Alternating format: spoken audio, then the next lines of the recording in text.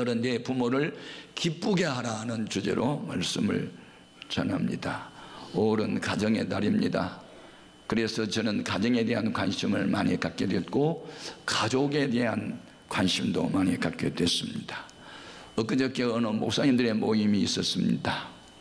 그래서 자기 교회에서 일어나는 재미있는 은혜로운 이야기들을 나누는데 어느 한 목사님은 우리 교회에 어머니를 따라서 늘 공예회에 출석하는 3살 난 아이가 있대요. 근데 ABSN에 찬송만 부르면 여기에 나와가지고 박수를 치며 궁둥이를 흔들어대며 찬송을 하니까 그 어린아이의 찬송가 부르는 모습을 보고 은혜를 받는다는 거예요. 저희가 이렇게 별난 아이가 됐을까 하고 알아봤더니 그 아이의 엄마가 그 아이를 임신하고 임신 중에 성령이 충만해가지고 뛰어가지고 찬송했는데 꼭 걔네 엄마를 닮아서 그렇다는 거예요. 이게 태교가 얼마나 중요한지 몰라. 네. 애를 임신했을 때 번뇌에 많이 쌓이고 고민 많이 하고 스트레스 많이 받으면 그 아이가 영향을 받는 거예요. 근데 엄마가 성경 많이 읽고 기도 많이 하고 찬송 많이 하면 정서적으로 영적으로 신체적으로 모든 면에 정상으로 발달하게 되는 줄로 믿습니다. 또 재미있는 이야기가 있습니다. 그 교회 어린아이들이 이웃에 이렇게 옆에 있는 동산으로 소풍을 가는데 교회학교 교사가 4살 난 아이의 손을 잡고 걸어가는데 걸어가다가 이 어린아이가 아이고 뼈다귀가 아프다고 그러더래요. 허리가 아프다고 그리고 삭신이 쑤신다고 그러고 주저앉더라는 거예요. 이 4살 난 아이가 무슨 삭신이 쑤시고 허리가 아프고 뼈다귀가 아프다고 그러니까 하도 어이가 없어가지고 알아봤더니 엄마가 직장을 다니고 나이 많은 노인 할머니 밑에서 자랐어. 그러니까 배운 게 뼈다귀 아프고 허리 아프고 이런 것만 배워가지고 한참 가더니 아이고 뼈다귀야 아이고 다리야 그리고 주저앉더라는 거예요. 여러분 어린아이를 맡길 때 항상 밝은 표정 짓고 웃고 긍정적인 말을 하고 이렇게 들려주는데 맨날 뼈다귀 아프고 삭신 쑤시다고 막 이게 딱 아주 입력이 돼가지고 조금만 가면 아이고 뼈다귀야 아이고 허리야 삭신 그리고 앉는다는 거예요. 그래서 3살 버릇이 8가지에 가는 거거든. 그래서 어린 시절부터 꼬마 때부터 어머니한테 성경 이야기 많이 듣고 찬송 많이 듣고 기도 소리 듣고 자란 아이들은요 반드시 커서도 바른 길 가는 줄 믿습니다. 어릴 때 굽은 나무 커도 굽어요. 어렸을 때 바르게 자란 나무가 커도 바르게 자랐죠. 그래서 이 신앙의 가문에서 성장한다는 게 얼마나 큰 복인지 몰라요. 여러분 오늘 본문 말씀에는 내 부모님을 기쁘게 하라고 그랬어요. 이 세상에 하나님께서 복을 약속한 계명들이 있는 중에 인간이 인간에게 해야 할 도리를 다할 때 복 준다는 첫 번째 계명이 내 부모를 주 안에서 공경하라. 방법, 내 부모님을 기쁘게 하고 즐겁게 해드리라는 거예요. 자, 본문 25절이 오늘 요절인데 같이 읽을까요? 네 부모를 즐겁게 하며 너를 낳은 어미를 기쁘게 하라. 어떻게 하는 것이 부모님을 기쁘게 할까? 첫 번째는 부모님의 존재 가치를 인정해 줄 때 부모님은 기뻐하고 즐거워해요. 무슨 비싼 옷을 사주고 맛있는 음식만 사준다고 부모가 기뻐하는 게 아니에요. 어머니 같은 분이 계셔서 저는 행복해요. 아버지 같은 분이 있어 저는 정말 복이 있는 사람이에요. 이런 말 한마디 때문에 부모님은 간장에 녹을 정도로 기뻐하는 거예요. 애 같아야 간장에 녹지. 그래 너무 기뻐도요 사람이 눈물이 나는 거예요.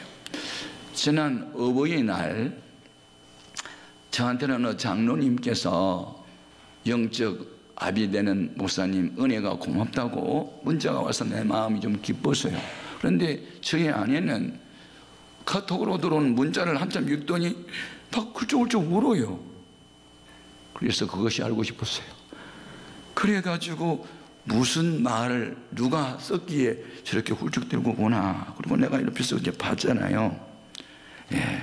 그랬더니 막내 아들이 보낸 사모곡이라는 주제의 글을 쓴 거예요. 예. 그 내용은 이제 간단히 설명 이런 거예요. 제가 초등학교 5학년 때 어느 여름이었습니다. 어머니가 너무 힘든 기색으로 집에 들어오셨습니다. 항상 밝은 표정의 어머니이신데 그날따라 무척 지쳐 보였습니다. 저는 어머니를 위로하고 싶었습니다. 무슨 말로 위로를 할까 하다가 엄마, 나중에 내 아내가 엄마한테 잘못하면 내가 혼내줄 거야. 그렇게 말씀을 드렸더니 어머니께서 미소를 지으시면서 우리 아들이 엄마를 위로해 주는구나 하시면서 마음이 풀린 것 같아 기분이 좋았습니다. 초중고등학교를 다닐 때 집에 오면 어머니는 계신 적이 거의 없었습니다. 늘 전도하거나 아버지와 함께 신방을 하거나 성도들을 위해서 기도를 인도하시면서 교회에 계셨습니다. 목사의 삶으로서 일생을 산다는 것이 얼마나 힘든 일인지 이제는 이해가 가지만 그 숱한 어려움과 아픔들을 자녀들에게 보이지 않으시고 항상 웃으셨던 어머니, 그렇게 피곤하셔도 새벽 기도를 마치시고 집에 돌아오면 아직도 잠을 자고 있는 우리들에게 그 차가운 손으로 울면서 축복 기도를 하시고 즐거운 마음으로 너 십자가 지고 가라는 찬송을 불러주셨습니다. 호통한 웃음 뒤에는 성도들을 위한 애절한 기도가 있었습니다. 늘 자신 것을 포기하고 눈물로 평생을 살아오셨던 우리 어머니, 자신의 삶은 없었습니다. 작은 것 하나도 기뻐하시고 큰일이 생겨도 기도하시면서 아무것도 아니야 하고 담대한 믿음으로 살아오신 어머니, 사실 마음은 약한 분입니다. 내가 큰 잘못을 하면 호통을 치고 때로는 매를 들기도 했지만 며칠 뒤에는 사랑의 손으로 어루만지면서 엄마가 미안하다 하고 또 우셨습니다. 그때마다 저는 큰 감동을 받았습니다. 사모로서 아버지 목사님의 신경을 쓰지 않도록 하기 위해서 이리 뛰고 저리 뛰시면서 기도도 하고 상담도 하신 우리 어머니, 그 누구에게도 자신의 노력의 대가를 기대 안 놓으시고 살으셨습니다. 아무리 잘해도 성도들은 욕을 하는 경우가 있었으니까요. 어머니의 삶에는 겟세마네 동산에서 십자가 앞에 놓고 절개하신 예수님의 모습을 보았습니다. 때로는 할 말이 많고 변명할 수도 있는데도 침묵하시면서 마음에는 주님의 계심을 보게 됩니다.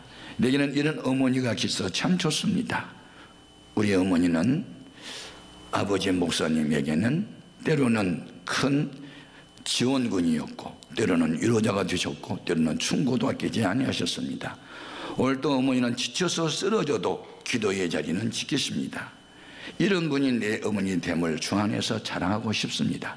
어머니께서는 늘 건강하게 성령으로 충만한 삶을 영위하시기를 바랍니다. 불효자인 막내 아들은 그 십자가의 길에 나의 발을 포개어 거리려고 합니다. 이 같은 내용의 글을 읽고 훌쩍대는데 저도 같이 눈시울이 뜨거워지더라고요. 무엇 때문에 감동을 받았나? 이제 아들이 철이 들어서 부모님이 귀한 것을 아는구나. 그 한마디 느낌이 우리를 감동시킨 거예요. 여러분, 효라는 게 특별한 게 아니에요. 한마디에 고맙다는 말 한마디. 여러분, 그런 효를 평생 할 수 있기를 바라고, 효를 하되 세상 떠나고 난 뒤에는 이미 때는 늦어요. 살아 생전에 해야 되는 거예요. 정철이 쓴 시 있잖아요. 어버이 살아실 때 섬기기를 다하여라. 돌아가시고 나면 애답다 의하리. 평생에 고쳐 못할 일 이뿐인가 하노라. 맞아요. 살아 생전에 해야지 세상 떠나고 난 뒤에 아무 소용이 없는 거예요. 여러분, 어버이 달만 돼서 한번 찾아뵙고 인사하고 선물 사주는 거, 그거 효 아니에요. 평상시에 늘 가슴 속에 오늘의 내가 있기까지는 기도하는 어머니, 나를 훈계하신 아버지가 있어서 내가 오늘 여기 있다. 자기 존재도 부모의 존재와 연결하는 이런 마음가짐을 가진다면 그런 부모는 자식 때문에 속상할 리가 없죠. 혹시 허물이 있어도 덮어버리고 늘 그를 위해서 축복하게 되는 줄로 믿습니다. 여러분, 부모님을 기쁘게 하고 즐겁게 하는 그 효지, 여러분 평생을 살면서 부모님 살아생전에 그렇게 효를 하고 살아서 땅에서 잘되고 장수하는 복을 누릴 수 있기 바랍니다. 두 번째는 영적 부모를 기쁘게 해야 합니다. 신구약 성경에는 영적 기도자를 가리켜 아버지라고 그러고 영적으로 지도받은 사람들을 자녀라는 말로 표현하고 있습니다.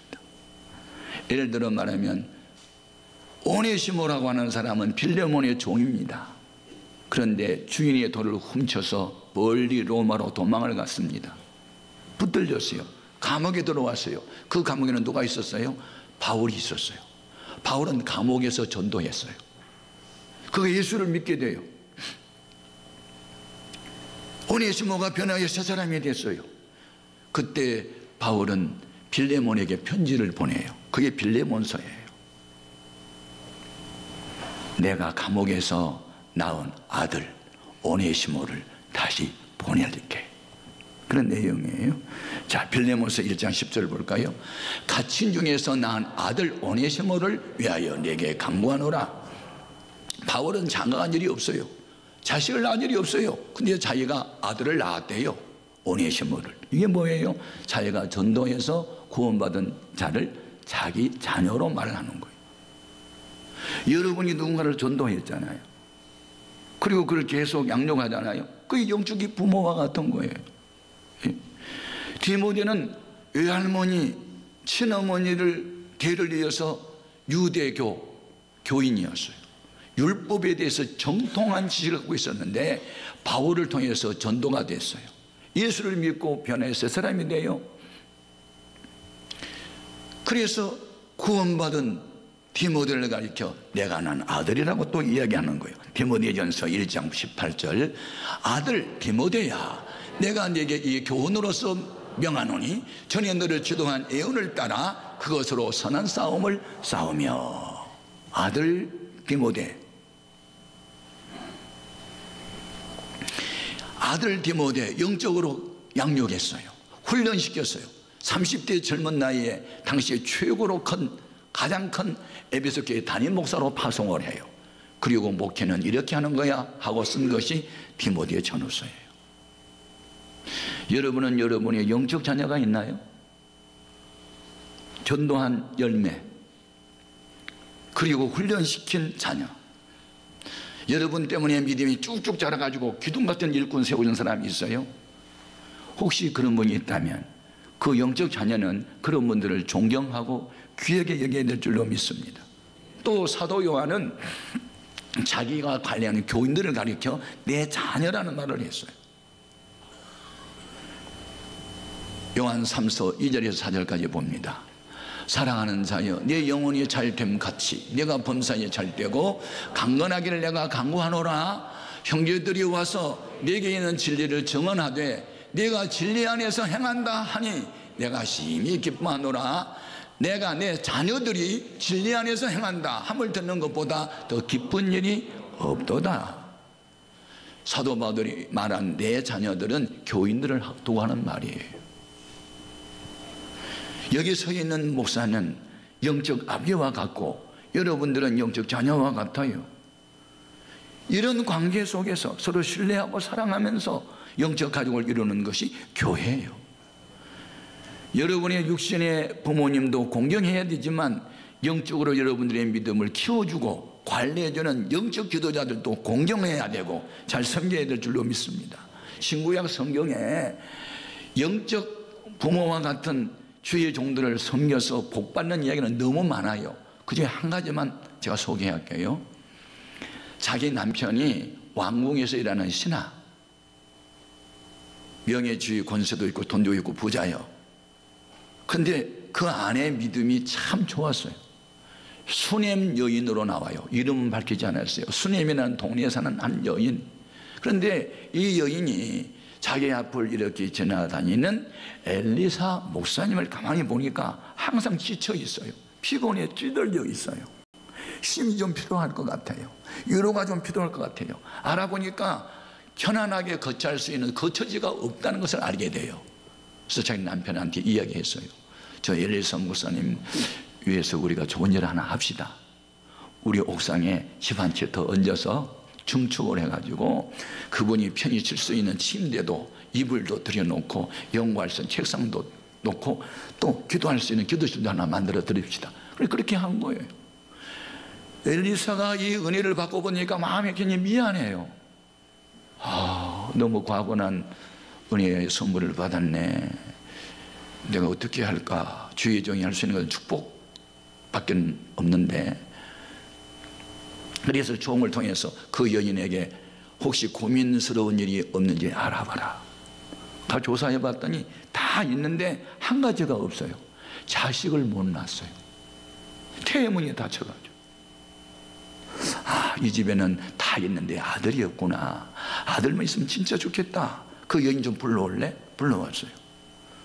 그때 그는 하나님의 말씀이 있어요. 민수기 6장 27절에 보면 주의 종이 그 백성을 축복할지니 내가 복을 내리리라. 그 말씀에 의해서 여인이 오자 1년 후에 당신 아들 낳을 겁니다 라고 축복을 했는데 그대로 됐어요. 놀라운 일이에요. 자, 열왕기하 4장 16절 이하. 엘리사가 이르되 한 해가 지나 이때쯤에 네가 아들을 안으리라 하니 여인이 이르되 아니로소이다. 내 주 하나님 사람이여 당신의 계집종을 속이지 마소서 하니라. 여인이 과연 잉태하여 한 해가 지나 이때쯤에 엘리사가 여인에게 말한 대로 아들을 낳았더라. 하나님이 열면 열립니다. 하늘문도 열리고 전도문도 열리고 복의 문도 열리고 태의 문도 열리고 출세하는 문도 열리는 거예요. 주님이 열어놓으면 닫을 사람이 없고 주님이 닫아버리면 열 사람이 없어요. 세 번째, 우리가 기쁘게 해야 할 사람이 있어요. 그것은 성도는 모든 어른들을 공대해야 돼. 모든 어른들, 내 친부모 아니더라도 다른 부모라도 어른들은 공대해야 돼요. 젊은 사람들은 나이 많은 어른들 앞에서는 어른이 나타나면 자리에서 벌떡 일어나서 자리를 양보하라고 성경에 되어 있어요. 레위기서 19장 32절 맞죠? 너는 센 머리 앞에서 일어서고 노인의 얼굴을 공경하며 내 하나님을 경외하라. 나는 여호와이니라. 아멘.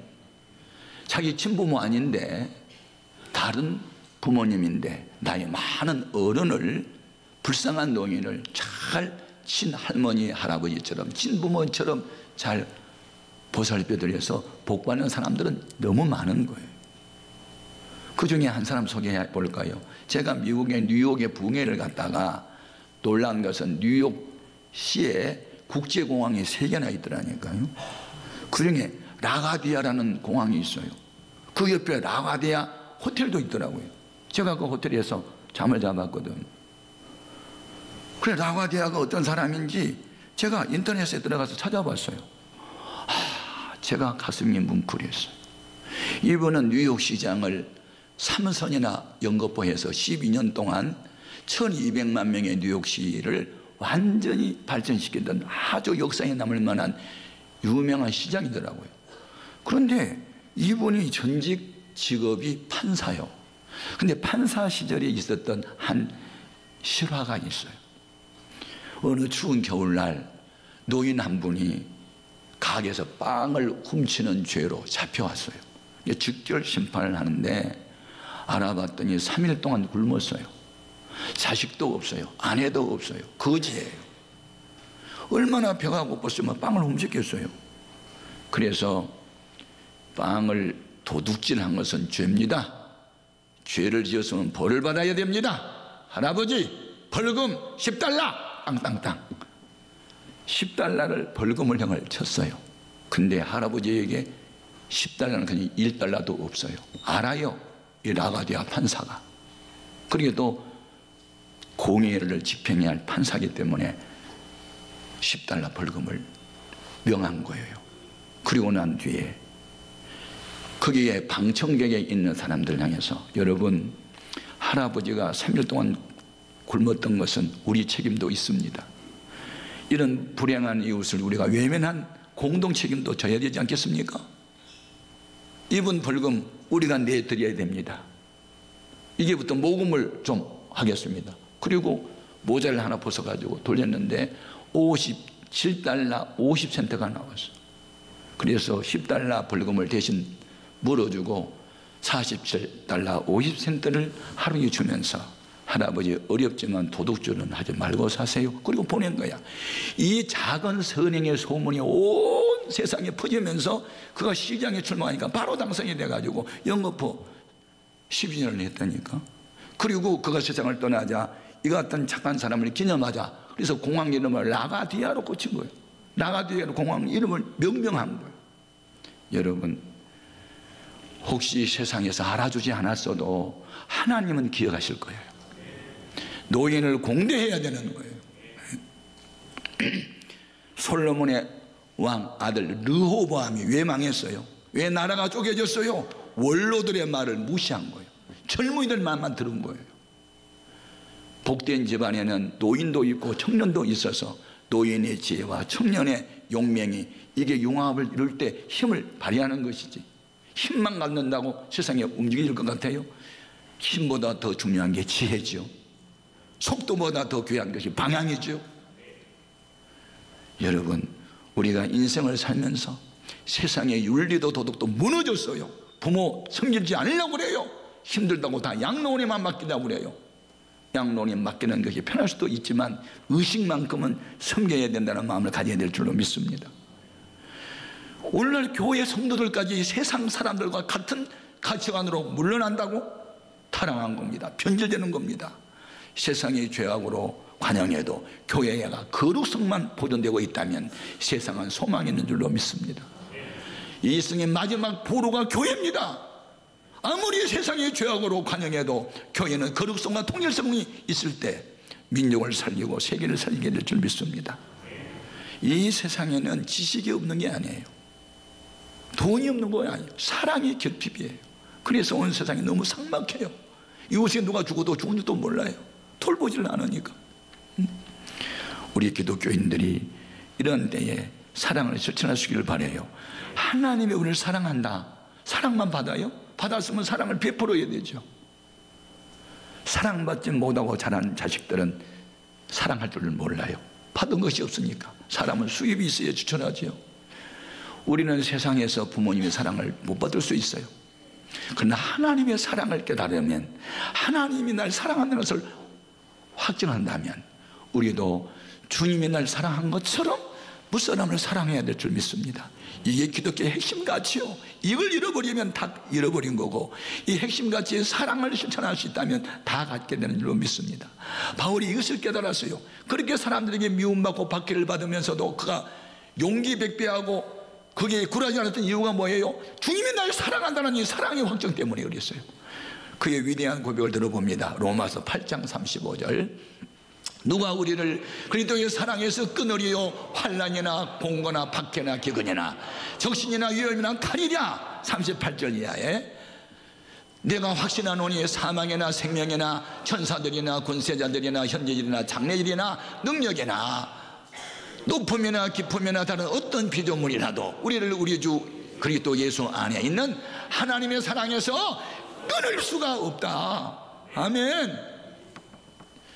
이와 같은 사랑으로 우리가 살았는데 왜 우리는 사랑 베푸는 데 그렇게 인색할까? 왜 부모를 외면할까? 영적 부모도 왜 섬기지 못하고 어른들을 왜 외면할까? 우리 다시 예수님께로 돌아가야 돼요. 성경으로 돌아가야 돼요. 본질로 회복해야 되는 거예요. 그래서 우리의 가정부터 살리고 부모와 자녀지간부터 새로워지면 온 세상은 함께 변화가 날 줄 믿습니다. 기도하시겠습니다.